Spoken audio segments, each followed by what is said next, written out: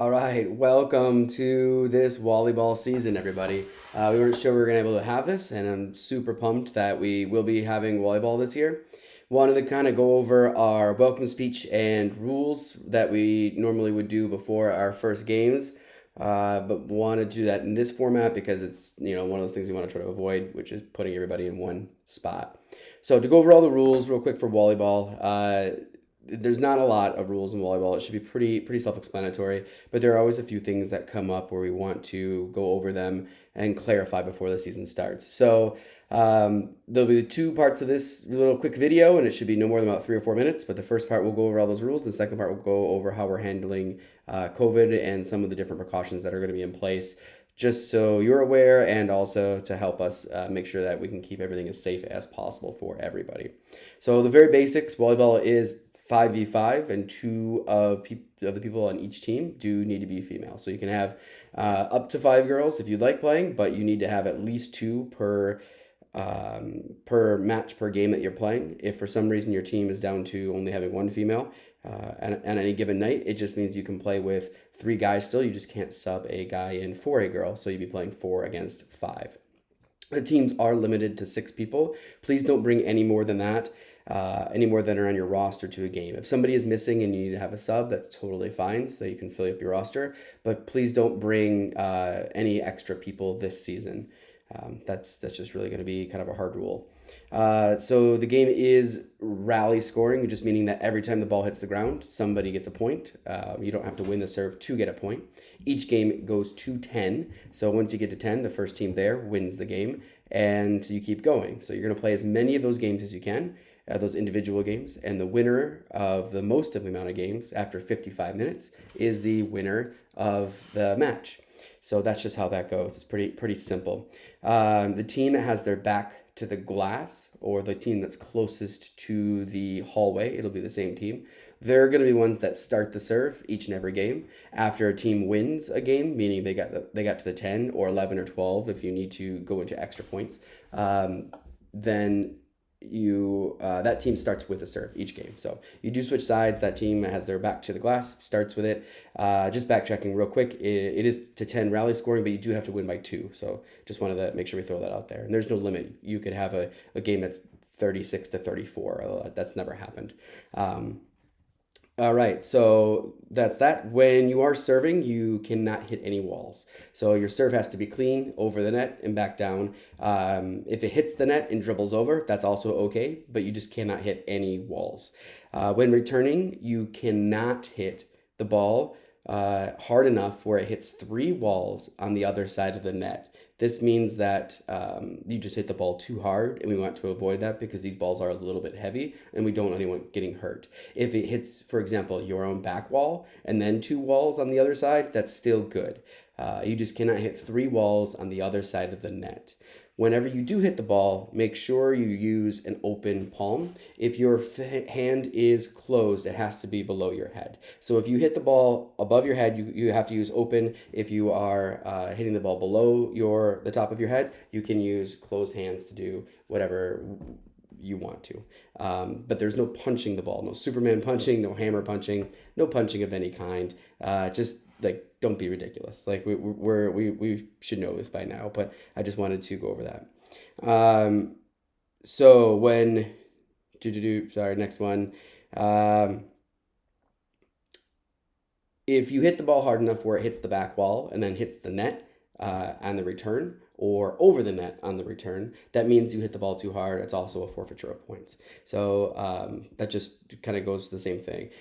Speaking of hitting the ball too hard, you cannot spike the ball down at people. Now, this is only going to really handicap a couple people. There's probably 5% of folks playing that can jump over the net and spike the ball down, but you just please don't do that. Again, we just don't want anybody getting hurt, and if you can do it, kudos, you're awesome, you're great, you're the volleyball master, but you just can't do it here. So this is going to be a little bit subjective, of course.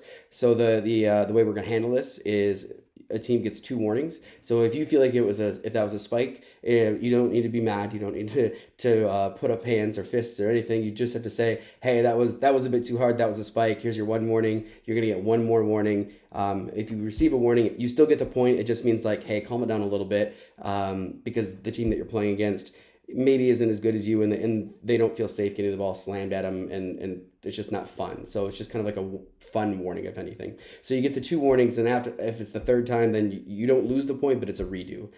So that's just the way to handle that. And of course, it's going to be a little bit subjective. So just be aware that they're not saying you're trying to cheat or you're whatever. They're just saying like, that's a little bit too hard. We're not quite that good, and it's not fun for us. So just kind of keep that in mind. For those, handful of people that can jump over the net and spike the ball back down. You cannot use the ceiling to help get the ball over the net. This means if you hit the ceiling and it drops back down and your team has one of your 3 hits left, then you're welcome to hit it again and get it over the net. But if you are if you hit the ceiling and the ball goes over the net, it's a point for the other team. So you can't use the ceiling to get the ball over the net. You cannot reach over the net to block. So you can put your hands straight up, but if you're coming out over the net, is it back down like this? Boom, not good. You can't do that. So hand up, but hand up and over, no good. You got to keep your hands on your side of the net. That also goes to jumping into the net. Now you can brush against the net, you can touch the net. None of us are professionals here. We're giving everybody a lot of leeway. But if you're jumping into that hard enough where like you're taking the nets down, that's too much. So please don't do that. And again, it's a safety thing. We don't want you jumping through the net onto somebody, or 2 people jumping at the same time and like essentially body checking each other in the air. So we want to avoid all of those pieces. You can't block a serve. That's the other piece that started happening a little bit last year. So if someone's serving, you can't block it. So you can return it. You can bump set, spike it, but you can't straight up block a serve. It's just not allowed. You cannot use any of your body parts below your waist to keep the ball alive on purpose. So if the ball is low, you cannot use your foot, you cannot use your knee, your shin, any of those. You can't stick it out to keep the ball alive. If the ball bounces off of your hip, off of your shoulder, off of whatever, that's okay. If another player errantly hits the ball directly at you, that does count as a hit though. So I hit it to Bob, he's not looking, it goes off the back of his shoulder, it goes up in the air. That's still now 2 hits. We still have 1 more where a teammate could send it over the net, but that does count as a hit because it hit that person. That's really about it, guys. I think that kind of covers everything. I just wanted to touch base on that. If you have any different questions about the rules, send us a quick email, send us a quick message, or find us right before your game. So just kind of wanted to go over that. The last piece real quick is just going over how we're handling COVID and what we're going to do to mitigate any kind of risks. Obviously, we're doing an activity that involves other people, so we are accepting some level of risk doing that, but we'd want to make it as safe as possible to make sure that we're all being as responsible as possible. So you'll notice on the game times, they're staggered. So that's for 2 reasons. One, the Y closes at 9, so we have to have everything cleaned up and out of there by 9 o'clock. Previous years, it's always been 10, but they shut down early, so they have time to clean everything themselves before the next day. So this is one of those elements where we all just have to be a little bit flexible. So 2 games are starting at 6:45. 1 game is starting at 6:50. So there's a 5-minute stagger. So there's 2 games at the opposite ends of the hallways. We'll start at the same time, and then the other game will start 5 minutes later. This will just keep more people out of the hallway at the same time. And then your game that starts at 6:45 ends then at 7:40, and the games that start at 6:50 end at they're 55 minutes. I don't do the math. It's 55 minutes, and we need that extra 10-minute buffer so that we can get in there and clean the walls. We will be using different balls for every game. So your game, the people in your game are the only people touching that ball that night. After your guys' game, we'll throw the ball back in the bag, and the next day we'll sanitize everything down again with solution to make sure that they're good to go for your next week. But we just kind of wanted to go over that real quick. So there's no bringing guests, of course. Please don't bring extra food that you make at home to pass out and so on and so forth. We know you're great. Your kitchens, I'm sure, is very clean, but it's just something we're not going to do right now. Other than that, again, if you're not feeling well, if you have a fever, please just send us a quick message and say, hey, I'm not going to be at the game. This is happening. I'm going to get a test or whatever it is. But just be responsible and respectful of all the other people that you're coming into contact with. But I think that's it. Also, please do not show up early for your games. So if your game starts at 6:45, don't if you're at the Y early, great, awesome. Just stay in your car, hang out, listen to the radio.